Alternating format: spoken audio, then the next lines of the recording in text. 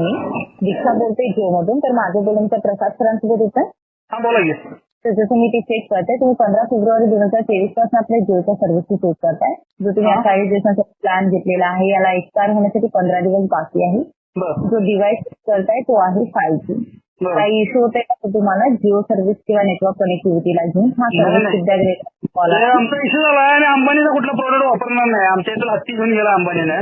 त्यामुळे काय? जिओ आणि रिलायन्सशी रिलेटेड आम्ही कुठलाही प्रोडक्ट वापरणार नाही. त्यामुळे मी कोटिंगला टाकलेला आहे. इश्यू होतोय सर नेमका? ओके. अंबानी आमच्या इथून हत्ती घेऊन गेला आहे महाराष्ट्रात आमच्या धर्माचा. त्यामुळे अंबानी रिलेटेड जे प्रोडक्ट आहे ते प्रोडक्टला आम्ही बॉयकॉट केला आहे. कुठलाही प्रोडक्ट वापरणार नाही. त्यामुळे कोटिंगला टाकलेला आहे. तर हा प्रॉब्लेम काय आहे मी समजू शकत नाही आहे व्यवस्थित. आमच्या इथं धार्मिक स्थळाची हत्ती अनंत अंबानीने घेऊन गेलाय बळजबरीनं. त्यामुळे आमच्या इथं आता सगळे जवळपास तुम्हाला आता करत कॉल यायला चालू होतील. जवळजवळ सगळी कार्ड पोर्टिंग होत आहे तिथून आणि जिओला बॉयकॉट केलेला आहे आमच्या एरियातून इथं कोल्हापूर जिल्ह्यातून. आता सध्या तरी आम्ही दुःखातच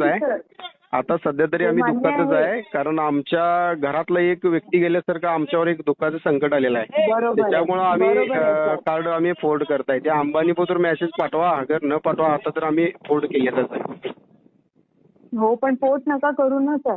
नाही मान्य मॅडम, आहे त्यांच्या मान्य आहे की त्यांना खूप तुम्हाला प्रॉब्लेम होतोय सर. पण त्याच्यावर पण हा पॉलिटिकल इश्यू आहे सर. याच्यावर नाही पॉलिटिकलचा इश्यूचा काही नाही मॅडम. हे आमच्या कुटुंबातलं आम्ही लहानपणापासून सांभाळलेला एक व्यक्ती आमच्या घरात नेल्यासारखं त्या अंबानीने घेऊन गेलेला आहे. आणि कशाला त्याचं आम्हाला कार्ड पाहिजे?